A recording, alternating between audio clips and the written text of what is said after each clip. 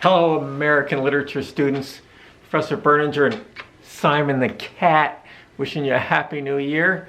And we're both looking forward to having a great semester talking about American literature from 1900 to the present. So I just want to spend a little time here talking about what you can expect in the class, how you can succeed in the class. This is really one of my very, very favorite classes to teach. The variety of literature that we get in the 120 years is remarkable. We're doing dead white people first. We're starting with Robert Frost, F. Scott Fitzgerald, Willa Cather, William Faulkner, and then we get into the middle part of the century where the African American men become more prominent in literature. And then by the end of the semester, we've got more white women. We have Indian, as in from Asia, black female writers. So it's a really nice variety, and we really get a good progression of the broadening and diversity of American literature this semester. So it's really nice to see, and it's all so good, by the way. It's all so good.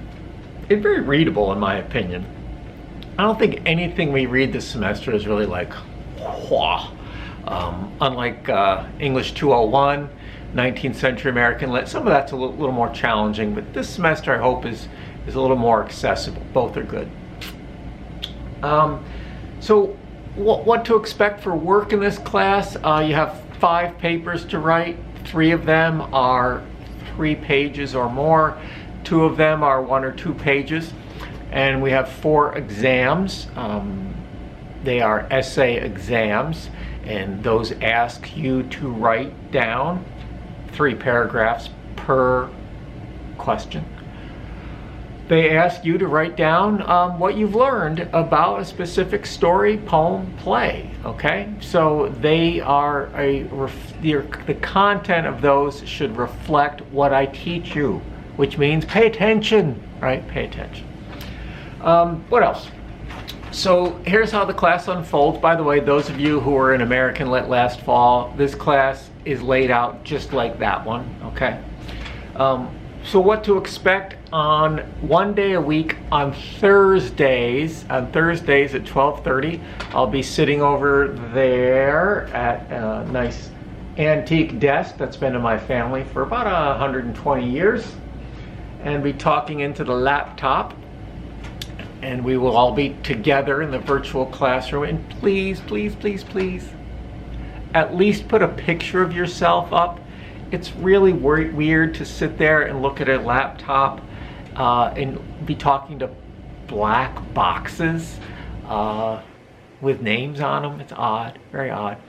So I'd love to hear you and have you on video. But I understand a lot of you aren't comfortable with that. So a lot of the action in class happens in the chat, which is very animated at times, and I'm looking forward to that. But at least put a picture of yourself in the black box. It's pretty weird if you don't, but I'll live with it either way. So that's Thursdays at 12:30 virtual classroom. The other half of class, I use that term loosely, is going to be like this. I'm going to make YouTube videos about the literature that we don't talk about in the virtual classroom. Some of them I've already made. Some I have a beard, some I don't. But I'll be making a lot of new ones this semester, specifically connected to your thoughts and you guys. So 5 papers, 4 tests, YouTube videos, and virtual class Thursdays at 12:30. And Simon the Cat, he's heard enough already. He's heading back upstairs. All right, so we're gonna kick our, who am I anyway? Who is this nut talking in his basement? So as I said earlier, I'm Professor Berninger. I took a class very similar to this. Actually, it covered all of American literature. Not really a good idea. It's good to at least cut it in half. When I was a student at Columbia Green in the fall of 1988, and then I transferred after graduating proudly from Columbia Green to UAlbany where I received a bachelor's degree and then a master's degree in literature. And all I ever wanted to do was be an English professor at Columbia Green. And the other thing I dreamt about since I was a kid is to be the town historian of Ghent, New York. Guess what? Dreams can come true. I am the town historian of Ghent, New York. I was just reappointed today, actually, January 4th. Town government gave me my annual appointment. So congratulations to me.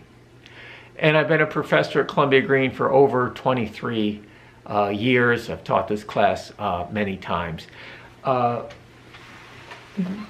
Here's the story with the books. A lot of things, about half of what we're going to read, I found in PDF form. So you don't need the Norton Anthology Volume D. We are doing one novel, Ragtime by E.L. Doctorow. You can find it online, used for like $5. Order now. The Postal Service is going to be backed up for months. I'm telling you. I got stuff today that was mailed 2 weeks ago. So order yourself used for a few bucks, a copy of the novel Ragtime by E.L. Doctorow. And then as far as the second half of the semester, I'm going to try to find things in PDF form, but since it's newer, it's a lot harder to do that because authors retain rights, etc., etc. So you're not going to need, the first thing you're going to need to buy is a copy of E.L. Doctorow's Ragtime. Other than that, the first half of the semester, I'll give you PDFs. We'll see what I can put together for the second half of the semester. Either way, you know, they're not expensive books in the scheme of college textbooks. I like to enhance my talks with props. I'm kind of a 19th century person. My favorite mode of transportation here is my bicycle.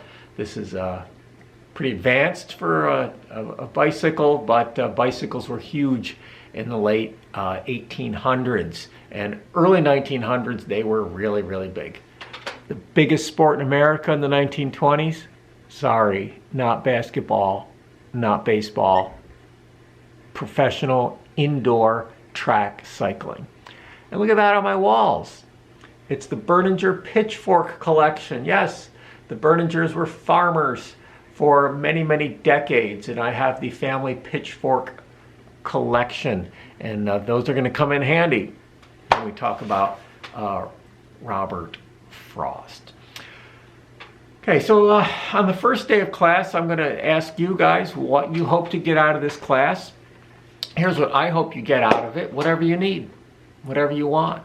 I hope by the end of the semester, those of you who maybe don't like poetry will stop disliking it, right? We cover a lot of poems in this class, and I try to take a very useful approach, not overly formal. So hopefully some of you will be like, yeah, poetry's okay.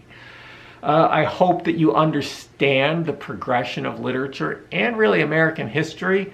The world of Robert Frost writes about is very small. A farm, a town, that's as big as it gets. The world, the last story we do, Sexy by Jhumpa Lahiri, is a global story, totally global.